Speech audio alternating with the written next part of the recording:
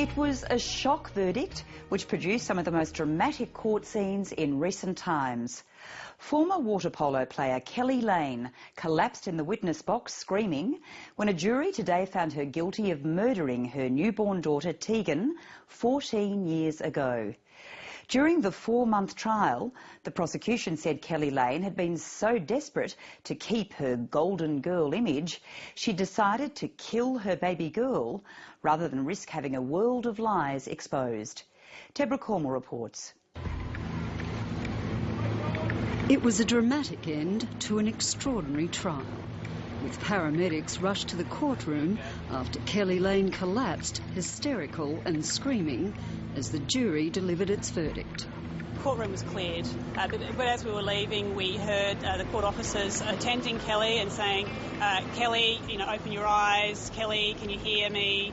A doctor was called for. It's a very difficult time for all of us. We've got a sentence to prepare for. Justice for Tegan. That's what I look at. It's more than 14 years since Tegan Lane, just 2 days old, simply vanished. The last time she was seen alive was with her mother, Kelly Lane, who left the hospital with her, then arrived home alone 4 hours later, just in time to head off to a wedding. Now, something's happened to the child. Now is the time to tell us. I don't know. Nothing happened. Nothing has happened to her. Even now, only Kelly Lane knows what really happened to Tegan in those crucial 4 hours. Back then, her friends, family and the father of the child, former boyfriend Duncan Gillies, still had no idea she'd even been pregnant, and that Tegan was only one of 3 children she gave birth to in total secrecy. Kelly was a very convincing liar, and this is part of her nice girl image. She's used to being believed, and she's also somebody who is very capable of painting herself as being a victim and of making people feel sorry for her again, so people don't ask her too many questions. Tegan Lane may never have been noticed missing at all if it wasn't for the 3rd child Lane tried to adopt out 3 years later. A child protection worker had been making some routine checks when he stumbled upon an astounding discovery. Lane had failed to tell authorities she'd already had 2 other children. And while the 1st child had been adopted out in 1995, Tegan, born a year later, seemed to have simply disappeared.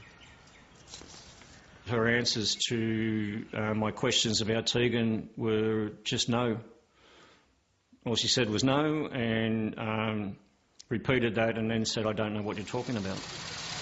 It was just the beginning of what would prove to be a marathon 11-year police investigation in which the terrible secrets of Kelly Lane would finally come back to haunt her. Do you want to tell me anything? No. Did you kill the child? No, I did not. I did not do anything like that. Someone else? No. No. Right, Kelly, like I said, I'm going to have to make a lot of inquiries now. I'm going to have to go... Please don't. Excuse me, please. Kelly Lane has always maintained she'd hidden her pregnancies, convinced that her friends and family would abandon her. But according to the Crown Prosecutor, Mark Tedeschi, her real concern had been far more cold-blooded. Tegan and her other unwanted babies, he said, had been a threat to her career prospects and her future as a water polo champion. And even more critically, her image as the golden girl and daughter of Robert Lane, a local rugby hero and former policeman in the fiercely tribal beach community of Manly. Lane, he said, told so many lies she'd tied up police for years, deliberately sending them on a wild goose chase. Her stories as to what happened to Tegan ranged from I took care of her and breastfed her for 6 months to outright denial that Tegan ever existed, to I gave Tegan to a couple I met just before she was born, and I think they live in Perth now. In all, Lane gave 8 different versions of what happened to Tegan, prompting a nationwide dragnet including trawling through the birth dates and school records of more than 86,000 children.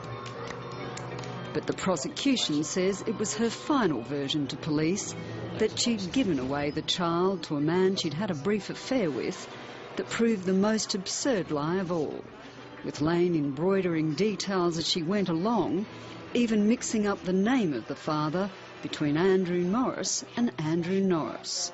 I said to him, what about, can you take her? Or take it? What did he say? Because I didn't know. Well, he wasn't really happy about it. He said that I'd trapped him. And that I was a slut. Secretly recorded telephone intercepts revealed even Lane's own mother had trouble believing she'd give away her own child to a man she'd only met a few times, and the girlfriend he'd cheated on. You've got to be telling the absolute truth, I'm telling you, because it's just so unlike a young bloke to want to raise a child.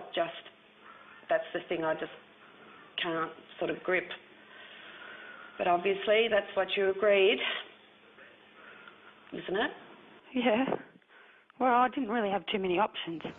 Summing up the case, Justice Anthony Whealy had warned the jury that just because someone was a liar didn't mean they were a murderer. But the Crown said the recorded conversation showed that even after the coronial inquest into Tegan's disappearance, Lane's only concern had been for herself, not Tegan. Evidence she must have known the child would not be found because she'd killed her. Yeah, I did make stupid choices, and I made continually stupid choices. But I can't tell you what sort of person I was then. People that didn't even notice, people that didn't even care enough to ask. People I obviously couldn't trust to speak out to, because my embarrassment was greater than my wanting to be helped. Lane didn't give evidence at the trial, leaving her defence barrister, Keith Chappell, to speculate on a range of scenarios on Tegan's fate. But clearly 11 of the 12 jurors simply didn't buy it. She's never lost any of her confidence or any of her arrogance, and this is someone who's facing a murder trial. All the way along, she's like she owned the place. Rachel Chin's book on the secret life of Kelly Lane is now due to be published early next year. But after 5 years of trawling through legal evidence and interviewing friends, Lane, she says, still remains a complete mystery. In the 5 years between the coronial inquest and the murder trial in 2010, Sandy and Robert Lane aged 20 years physically. It took a big toll on them, you could tell, the stress. But Kelly looked fresh.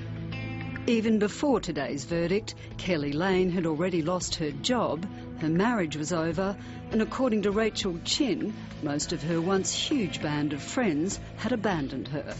But it wasn't until today, when the jury declared her guilty, Kelly Lane finally gave way to her grief. I'm quite sure there are people in Manly who've known Kelly and the Lanes all their lives, and they're looking through photo albums of 21sts, of nights out, other special times in their lives, and they'd see Kelly there and they would think, who are you? Deborah Cornwall with that report.